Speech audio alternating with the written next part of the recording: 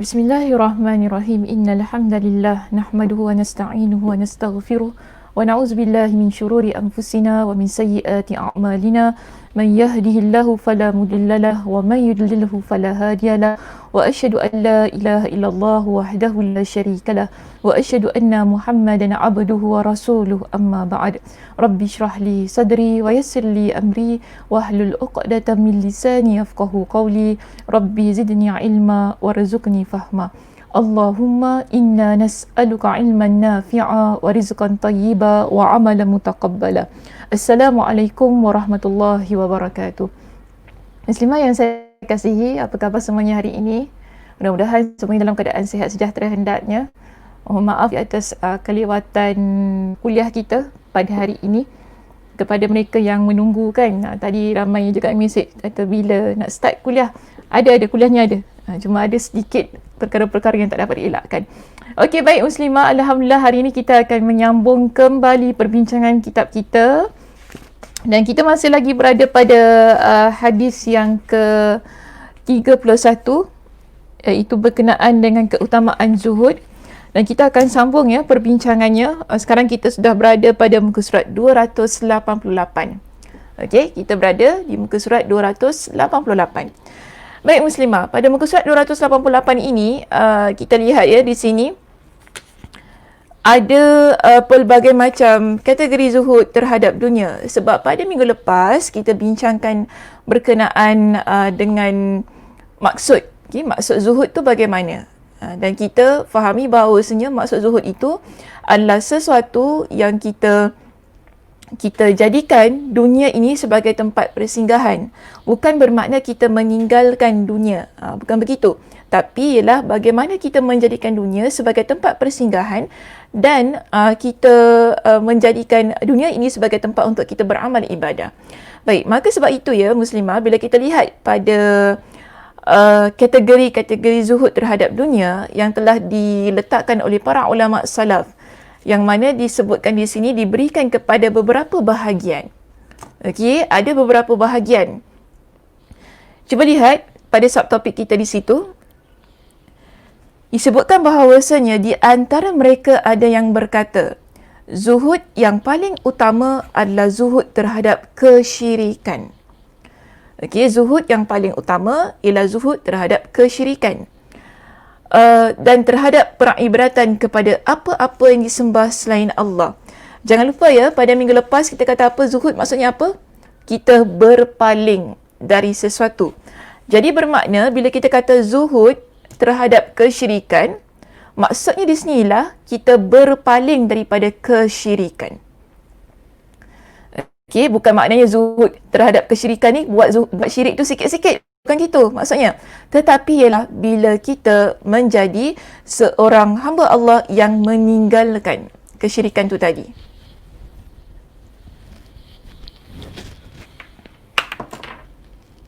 Okey. So kita lihat begini Muslimah. Di dalam kategori yang pertama itu tadi kan, disebutkan bahawasanya zuhud terhadap kesyirikan dan terhadap peribadatan kepada apa-apa yang disembah selain Allah. Kemudian diikuti dengan zuhud terhadap yang haram, semuanya yang merupakan perbuatan maksiat. Kemudian disusuli dengan zuhud terhadap yang halal. Dan yang terakhir ini adalah bahagian zuhud yang paling sedikit. Jadi saya nak buat begini. Maknanya bila kita kata zuhud ini dalam hal-hal yang kita sebutkan tadi, pertama ialah berkaitan dengan syirik ataupun tadi peribratan. Kedua, berkaitan dengan perkara yang haram. Ketiga, ialah berkaitan dengan apa tadi? Perkara yang halal. Yang halal tu sikit saja. Okay, sikit saja yang kita buatlah, maknanya kita berpaling. Jadi di sini dua bahagian yang pertama disebutkan ya dalam kitab kita. Dua bahagian yang pertama dari zuhud ini masing-masing adalah wajib. Iaitu zuhud terhadap kesyirikan, zuhud terhadap perkara yang haram. Okey, maknanya di sini berpaling daripada kesyirikan, berpaling daripada perkara yang haram. Atau dengan kata yang lebih mudah, kita tinggalkan. Tinggalkan perkara yang syirik, tinggalkan perkara yang haram. Okey, kedua-dua ini adalah bahagian daripada yang wajib. wajib kita tinggalkan perkara yang syirik. Wajib kita tinggalkan perkara yang haram. Okey, wajib kita tinggalkan perkara yang haram. Baik, kemudian kerana kewajipan yang paling besar adalah zuhud terhadap kesyirikan. Kemudian diikuti dengan zuhud terhadap maksiat-maksiat semuanya. Kita juga ya, muslimah di sini kita ada pendapat daripada Ibrahim ibn Adham rahimahullah. Yang mana beliau berkata zuhud itu ada 3 bahagian. Ini pendapat beliau lah. Okay? Dia kata zuhud itu ada 3 bahagian. Apa itu 3 bahagian? Pertama ialah zuhud yang fardu. Zuhud yang merupakan keutamaan dan zuhud keselamatan. Zuhud yang fardu iaitu zuhud yang wajib adalah zuhud terhadap yang haram. Zuhud yang merupakan keutamaan adalah zuhud terhadap yang halal. Dan zuhud yang merupakan keselamatan adalah zuhud terhadap yang syubhat. Okey, zuhud terhadap yang syubhat. Maka di sini kita lihat bila Ibrahim ibn Adham dia membahagikan kepada 3. 3 bahagian yang beliau bahagikan ini berbeza dengan yang 3 tadi yang baru kita sebutkan. Kerana menurut beliau, okay, zuhud itu yang fardu maknanya perkara yang wajib. Zuhud yang merupakan keutamaan ialah zuhud terhadap perkara yang halal. Lalu dia kata zuhud terhadap keselamatan ialah zuhud terhadap yang syubhat. Maksudnya senang juga lah macam ni. Kita tinggalkan, okay, apa-apa yang haram, tinggalkan apa-apa yang syubhat tu tadi. Kalau yang nombor 2 zuhud terhadap perkara yang halal tu, kita lihatlah mana yang kita tak perlu tinggalkan, tak perlu tinggalkan lah. Mak di sini ikut kepada apa yang kita lihat terbaik untuk diri kita. Sebab kadang-kadang ada perkara halal ni kita bukan mengharamkan ya, muslimah, kita bukan mengharamkan yang halal tu tadi, tapi ialah kita berpada-pada terhadap apa yang kita buat untuk perkara-perkara yang halal. Contohnya makan itu halal, makan makanan yang halal kan, tapi bolehkah kita makan sekendak hati kita? Tak boleh. Maknanya di situ berpada-pada, ada kesederhanaan di sana. Itu baru kita panggil zuhud. Bukan maknanya kita tinggalkan terus. Tinggalkan, tak nak makan dan minum, boleh? Tak boleh kita. Maknanya kena makan dan minum. Baik, seterusnya di sini kita masuk kepada subtopik kita yang berikutnya. Subtopik ini disebutkan tentang tercelanya dunia kembali kepada perbuatan manusia. Maknanya nak dijelaskan kepada kita begini. Pada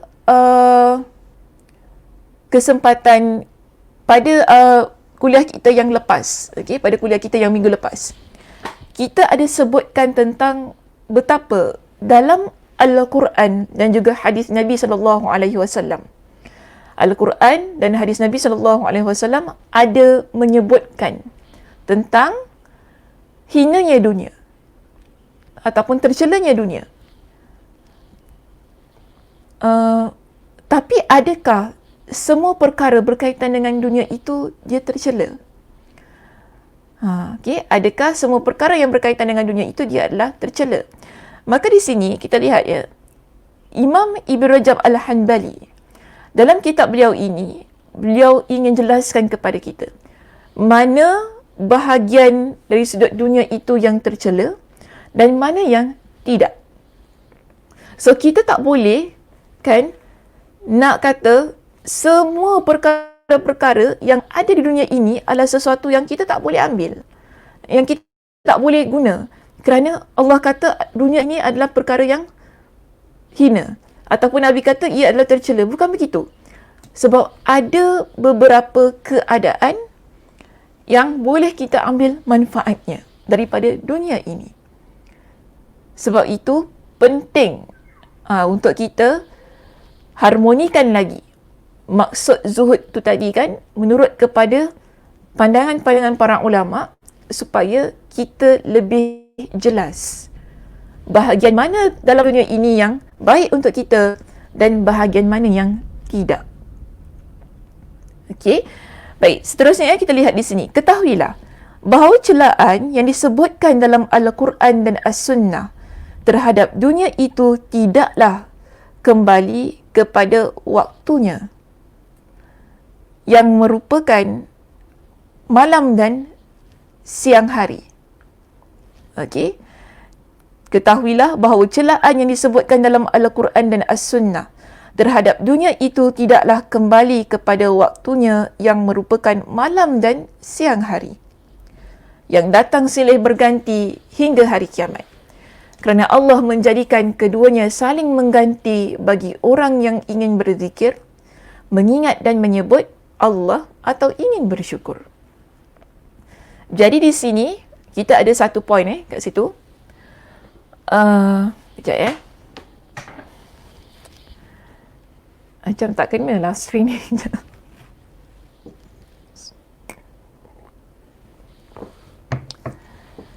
Saya rasa macam ada tak kena. Sekejap. Tapi tak apa lah. Okay, good.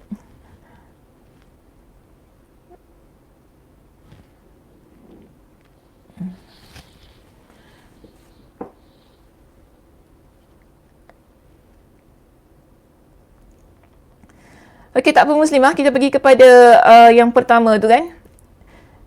Di sini dijelaskan kepada kita apa tu? Perkara yang pertama yang perlu kita fahami bahawasanya kecelaan ataupun kehinaan yang disebutkan dalam Al-Quran dan As-Sunnah terhadap dunia ini, ia tidaklah terletak pada waktunya. Waktunya maksudnya apa? Iaitu ada pada yang merupakan malam dan siang. Okey, malam dan siang. Yang mana malam dan siang ini Allah ciptakan dalam keadaan yang silih berganti. Dalam keadaan yang silih berganti. Okey, saya faham kenapa. Kejap Patutlah. Salah.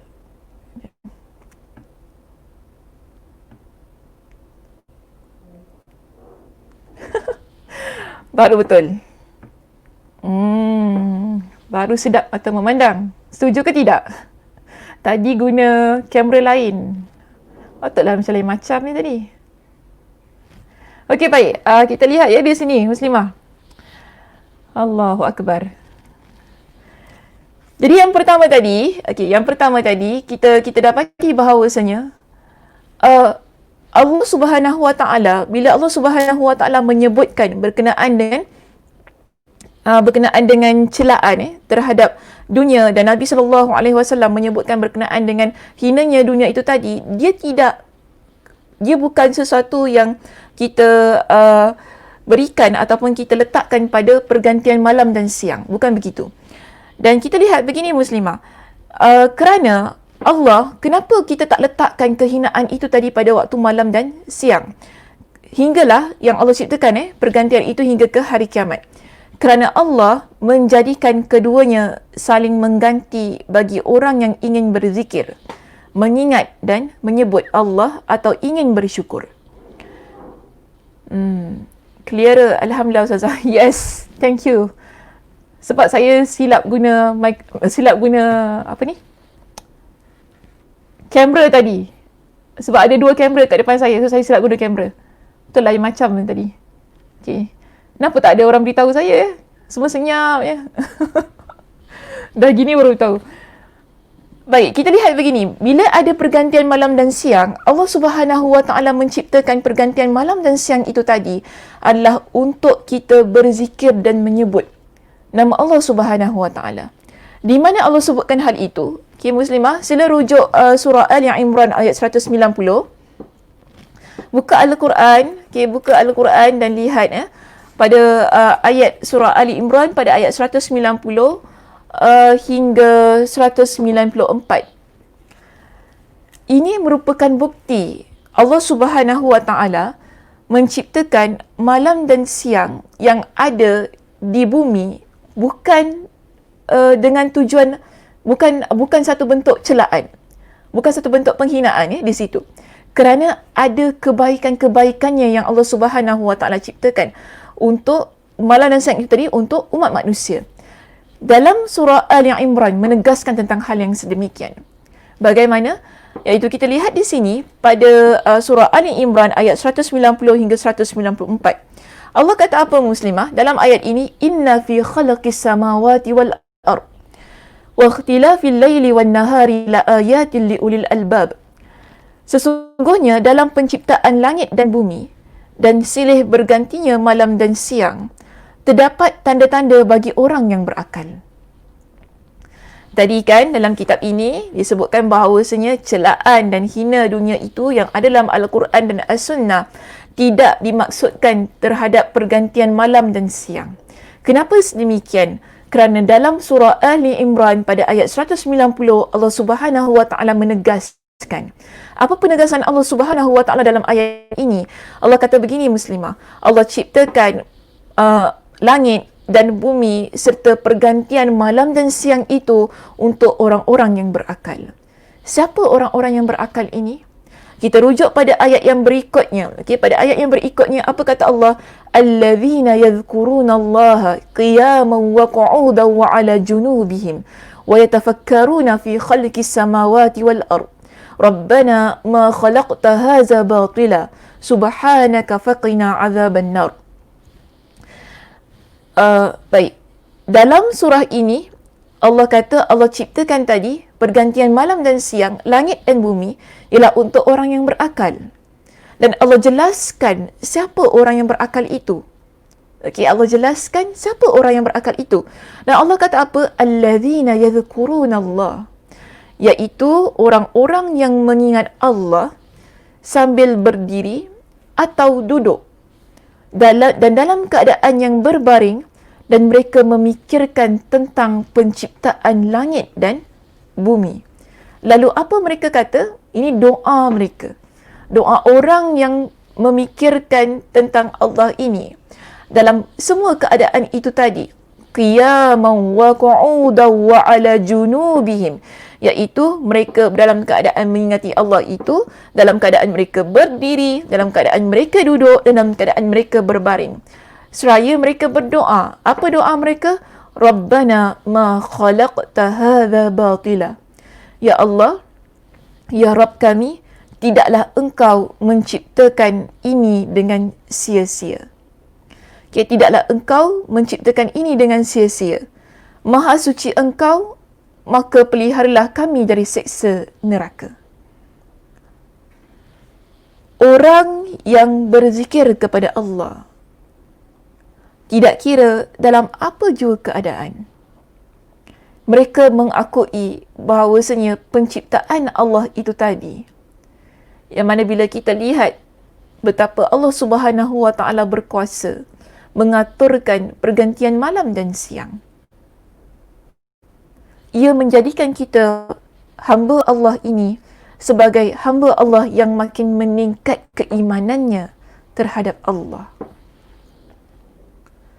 Sebab itu tadi kan doanya, kita puji Allah, kita kata apa kepada Allah? Tidaklah engkau menciptakan semua ini dalam keadaan yang sia-sia.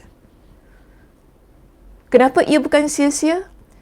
Kerana kita menjadi hamba Allah yang ingat kepada Allah.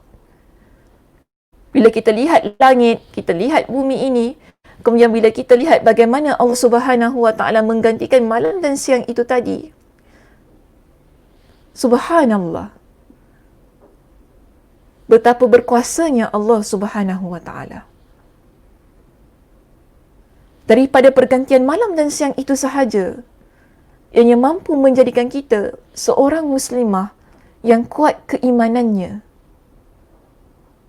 Sebab itu, kan, ini antara perkara yang Allah ciptakan di dunia ini ya muslimah. Kita lihat kan pergantian malam dan siang ini, setiap tempat ada waktu-waktu yang berbeza. Kan? Sekarang kita di waktu pagi. Di waktu pagi. Ada di negara lain, mereka berada di waktu malam. Ada juga di waktu petang.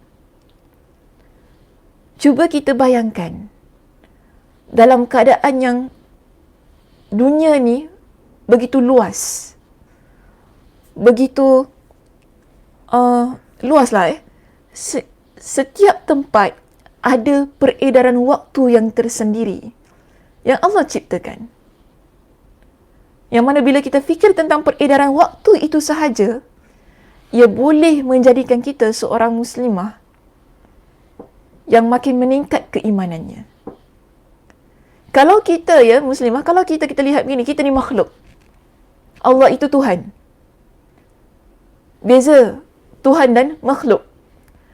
Kita nak handle satu tempat, kan, yang mana ada waktu-waktunya. Okey, kuliah Ustazah Sakinah pukul 10, kuliah Ustaz tu pukul 2, pukul 3, kadang-kadang kita pun tak terhandle. Betul tak? Macam patut tadi kita start pukul 10, tapi punya ada masalah-masalah tu menyebabkan dia jadi lambat. Namun Allah tidak. Kerana Allah itu maha sempurna, maha segala-galanya. Walaupun dalam keadaan yang kita kata, kalau nak kata satu tempat tu semua pagi tu start pukul 7. Senang muslimah. Senang. Kan? New Zealand pukul 7, pagi pukul 7, Singapura pukul 7, Mesir pukul 7, Mekah pukul 7, paginya. Set macam tu, senang. Tak susah. Tapi, waktu kita berbeza. Namun, cuba kita fikirkan bagaimana Allah Subhanahu Wa Taala menguasai semua keadaan itu tadi. Bagaimana Allah Subhanahu Wa Taala menguasai semua keadaan itu tadi.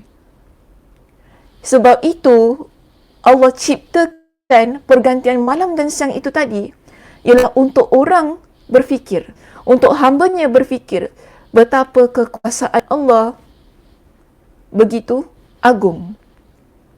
Dan orang yang memikirkan tentang penciptaan langit, penciptaan bumi, pergantian malam dan siang, Allah kata mereka adalah orang yang ingat Allah dalam keadaan duduk, dalam keadaan berdiri, dalam keadaan mereka berbaring. Sambil mereka berdoa, tidaklah Allah ciptakan semua itu dalam keadaan yang sia-sia. Dan apa permintaan orang yang memikirkan tentang semua itu tadi? Mereka minta kepada Allah, faqina azaban nar. Maka lindungilah kami daripada azab api neraka. Kerana apa muslimah? Kita sedar kita hamba. Kita sedar kita tak mampu untuk kita, kalau Allah berikan kita satu kekuasaan untuk handle tu semua tadi, pergantian malam dan siang, kita tak mampu. Kita takkan mampu. Kalau kita kata kita mampu pun, kita perlukan manpower yang begitu banyak untuk bantu kita handle semua keadaan tu tadi, barulah dia jadi okey. Tapi kalau kita nak buat sendiri, tak boleh. Kerana tidak ada kemampuan, di luar kemampuan kita. Namun Allah, Masya Allah, Tabarakallah, Subhanallah. Bukti kekuasaan Allah yang menyebabkan kita menjadi hamba Allah yang semakin beriman itu tadi, sehingga dalam hati kita ada ketakutan kepada Allah. Kenapa kita takut?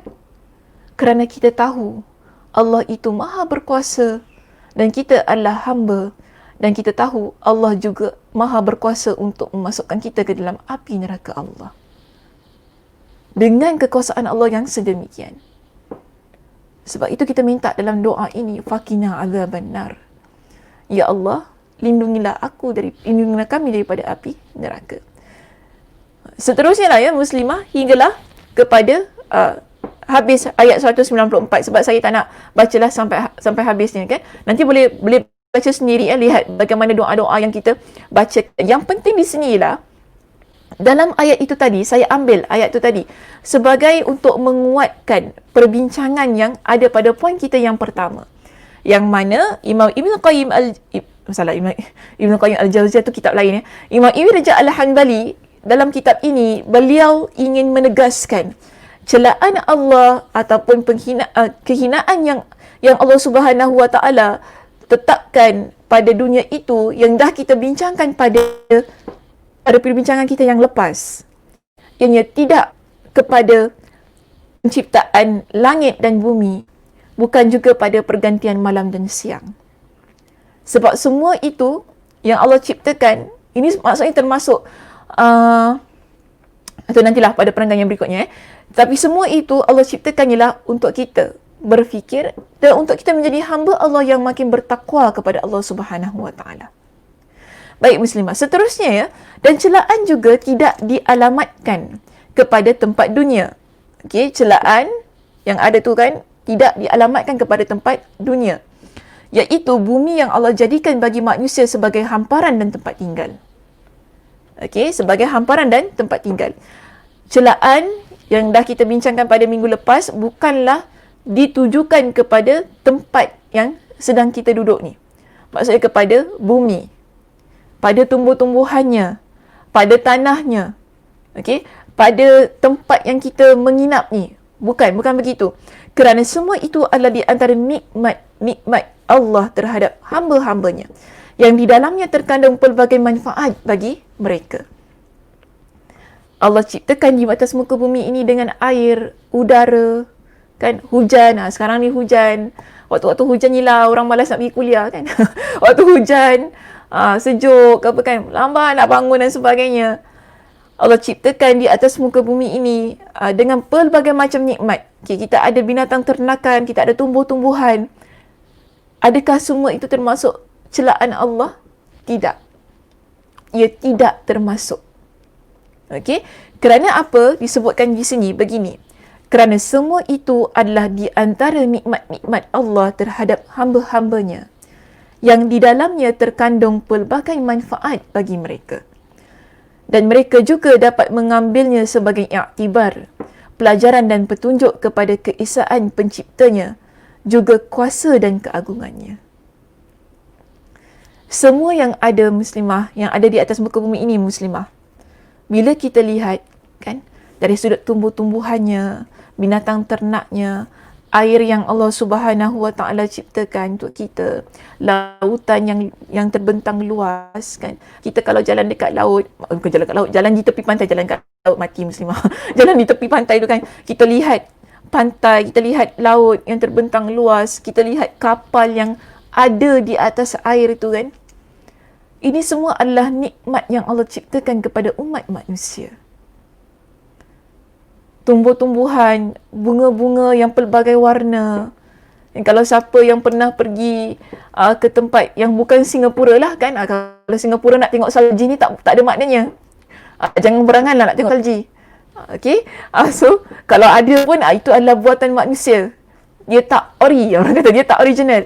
So kalau kita pernah pergi ke tempat pergunungan yang bersalji, ini semua adalah penciptaan Allah Subhanahu wa taala di atas muka bumi ini sebagai tempat tinggal kita ataupun sebagai tempat kita meneruskan penghidupan kita ni kan. Ia merupakan nikmat yang Allah berikan kepada kita. Nikmat yang Allah berikan kepada kita untuk kita ambil iktibar. Iktibar maknanya apa muslimah? Untuk kita ambil pengajaran. Untuk kita renungkan. Setiap penciptaan Allah ini ialah bentuk keagungan Allah. Sekali lagi ya di sini muslimah, sekali lagi ianya bertujuan untuk menjadikan kita hamba Allah yang semakin meningkat keimanannya kepada Allah. Adakah itu tercela? Adakah itu hina? Tidak.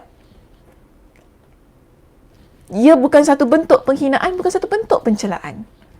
Bila Allah ciptakan semua itu tadi, yang menyebabkan kita fikir tentang kekuasaan Allah, kita fikirkan tentang keagungan Allah, ia adalah perkara yang terpuji di sisi Allah Subhanahu wa taala. Walaupun kita kata, walaupun ia berada dalam dunia kita. Okay, walaupun ia berada pada dunia kita. Namun, kita lihat di sini ya, kalau celaan Allah itu bukan terletak pada waktunya, kan, pada penciptaan langit, pada penciptaan bumi, pada pergantian malam dan siang itu tadi. Dan kalau penghinaan dan pencelaan terhadap dunia ini, ia bukan terletak pada apa? Tadi kan kita pada penciptaan Allah yang Allah hiaskan di atas muka bumi ini. Iaitu berkenaan dengan nikmat-nikmat yang ada di atas muka bumi ini, maka di mana letaknya penghinaan itu? Di sini Imam Ibn Rajab Al-Hanbali menyebutkan bahawa akan tetapi celaan tersebut dialamatkan. Maknanya akan tetapi celaan itu ditujukan kepada apa? Kepada perbuatan-perbuatan manusia. Perbuatan-perbuatan tangan kita ini. Apa yang kita buat di atas muka bumi ini, itu yang tercela. Itu yang tercela. Yang mana yang terjadi di dunia. Maksudnya apa? Pembunuhan, kan? Perzinaan, rasuah, dengki terhadap orang lain, ini semua adalah perbuatan-perbuatan yang tercela yang berlaku di atas muka bumi ini. Itulah yang dimaksudkan oleh Allah Subhanahu wa taala dalam Al-Quran dan juga dalam hadis Nabi sallallahu alaihi wasallam. Ia berbalik kepada perbuatan kita. Apa yang kita buat di atas muka bumi ini, muslimah. Kemaksiatan-kemaksiatan yang kita buat, itu yang dinamakan sebagai pencelaan ataupun penghinaan dunia. Kemudian, disebutkan juga kerana pada kebanyakannya hal itu terjadi tidak sebagaimana yang terpuji akibatnya. Tetapi sebaliknya justru akibatnya mendatangkan mudarat.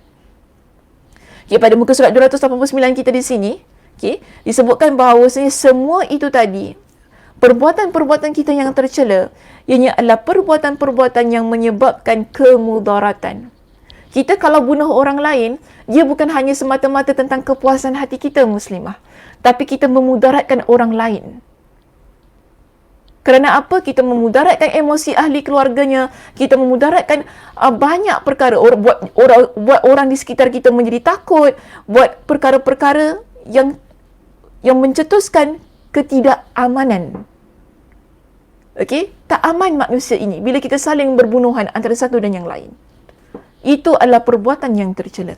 Sebab itu Allah Subhanahu wa taala sebutkan dalam surah Al-Hadid pada ayat yang ke-20. Apa kata Allah? Ya'lamu annamal hayatud dunya la'ibun wa lahwun wa zinah wa tafakhurun bainakum wa takathurun fil amwali wal aulad.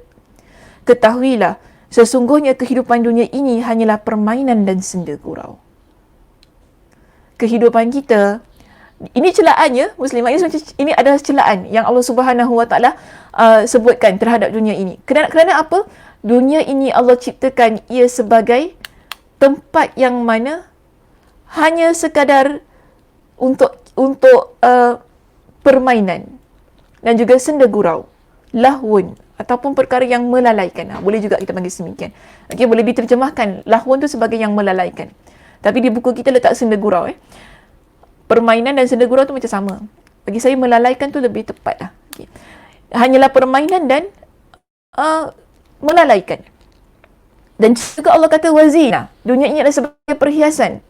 Wa tafakhurun bainakum wa takathurun fil amwali wal aulad.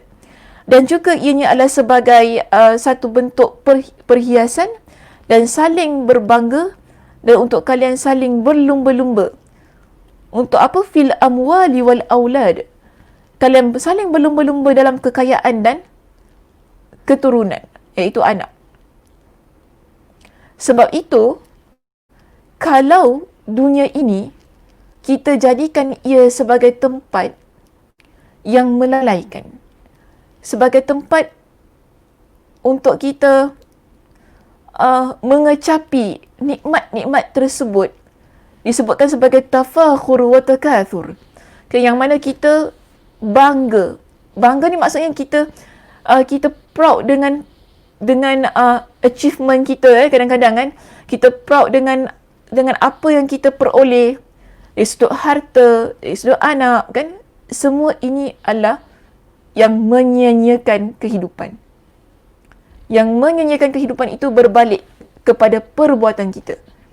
Sebab itu betul lah tadi kan dia kata berbalik kepada perbuatan kita yang kita lakukan di atas muka bumi ini.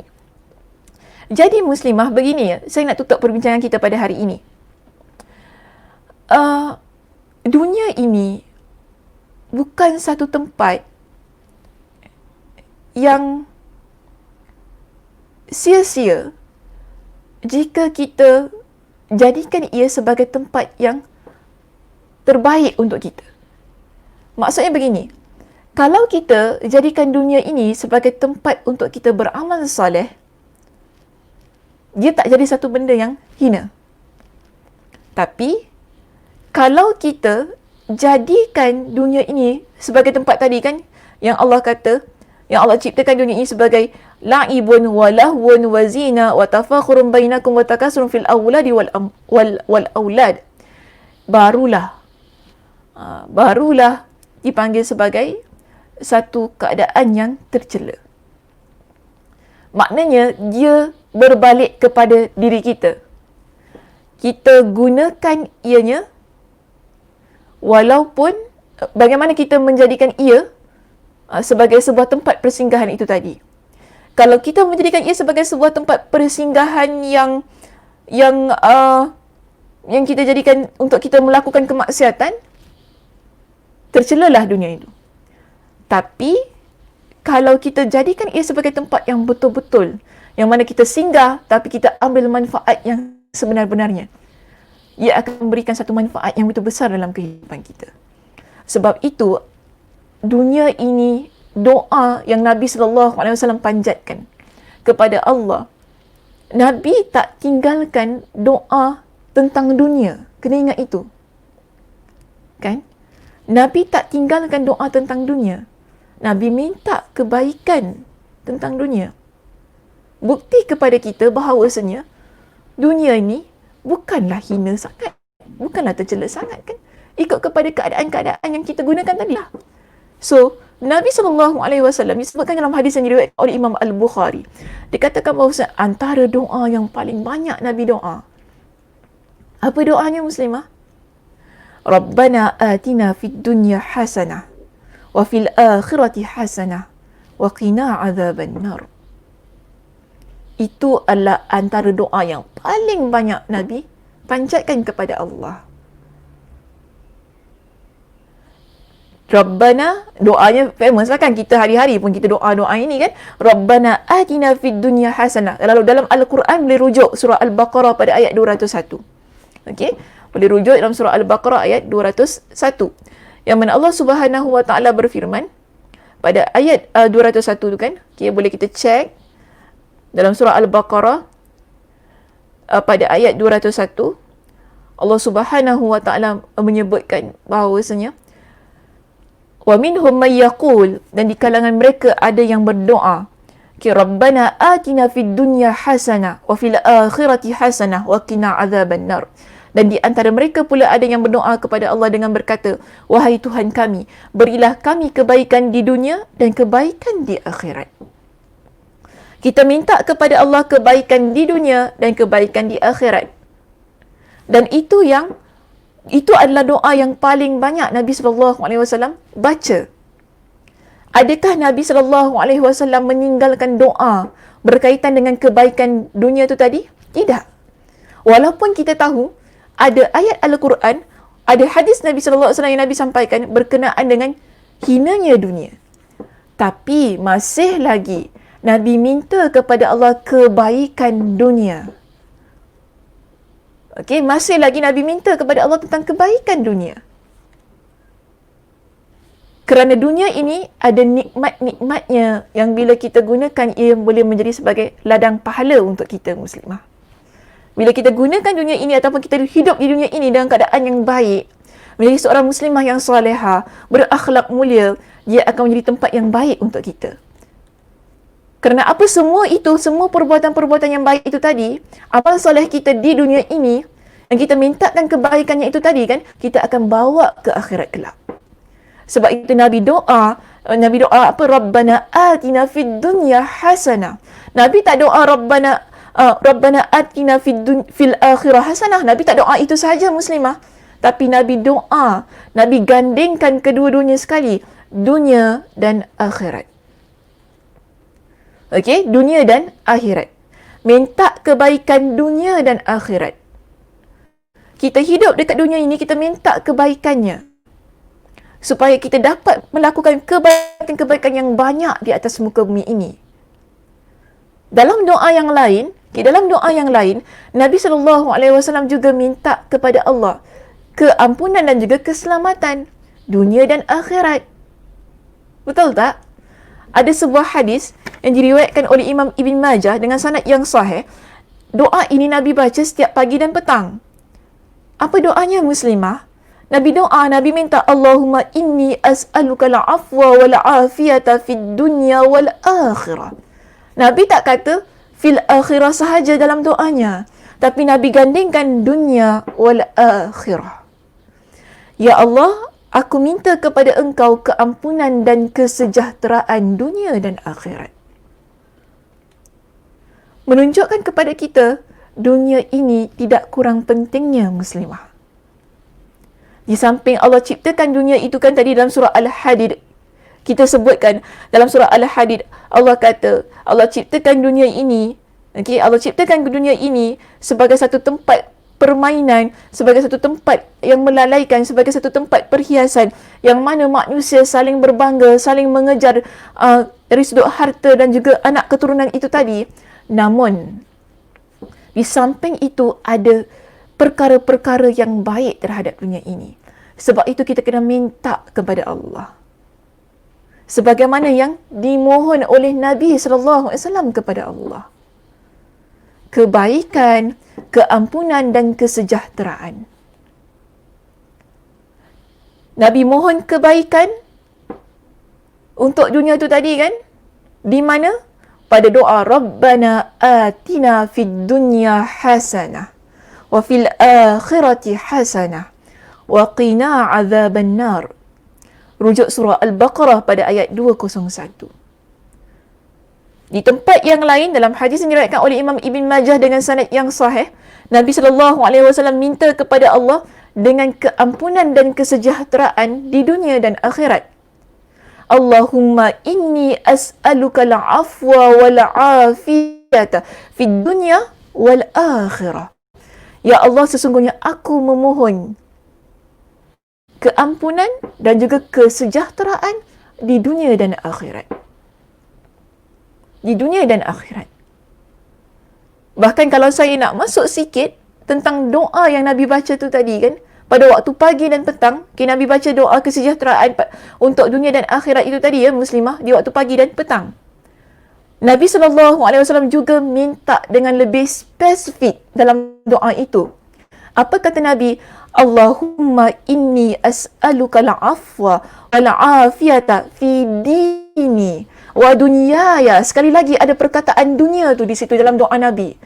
Wa ahli wa mali. Nabi minta kepada Allah, ya Allah, sesungguhnya aku mohon keampunan dan juga kesejahteraan, iaitu keselamatan dalam urusan agamaku. Urusan agama ni maknanya yang berkaitan dengan akhirat kita muslimah. Dalam urusan agamaku dan juga dalam urusan duniaku. Nabi letakkan urusan dunia dalam doa ini. Dan juga dalam urusan apa? Dalam urusan keluargaku. Dalam urusan hartaku. Urusan keluarga, urusan harta yang berkaitan dengan dunia. Tapi Nabi tak tinggalkan hal itu dalam doa baginda. Bukti sekali lagi untuk kita bahawasanya dunia ini tidak kurang pentingnya untuk kita angkat tangan minta kepada Allah yang baik-baik tentang dunia ini. Kerana apa? Nabi kita SAW tidak pernah meninggalkan doa berkaitan dengan dunia tersebut. Nabi minta keselamatan, Nabi minta kesejahteraan, Nabi minta kebaikan, Nabi minta keampunan Allah Subhanahu wa taala. Agar dunia yang kita ada ini, ia menjadi sebuah tempat yang selamat untuk kita. Ia menjadi sebuah tempat yang memberikan kebaikan untuk kita. Dan ia juga menjadi sebuah tempat yang jika sekiranya ada perkara-perkara yang cela kita lakukan, ada perkara-perkara yang hina kita lakukan di dunia itu tadi, Allah berikan keampunan kepada kita. Okey muslimah, itu saja untuk perbincangan kita pada hari ini. Mungkin nak buka ke sesi soal jawab. Okey, bolehlah kalau sekiranya ada 1-2 soalan yang ingin diajukan, boleh kita jawab ya. Jika ada, saya persilakan.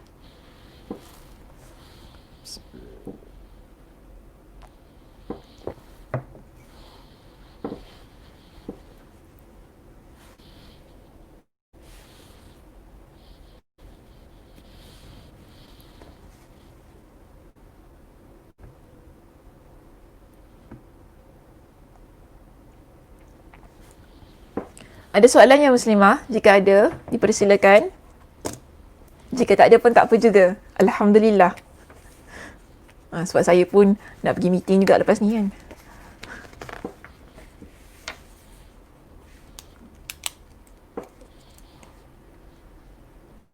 Semua jelas walaupun hujan lebat. Alhamdulillah. Oh, Alhamdulillah. Walaupun hujan mendung tapi kuliah kita tak mendung dan juga tak jelas tak apa ni jelas nampaknya. Alhamdulillah. Berapa hari bulan kita hari ni? 20 hari bulan.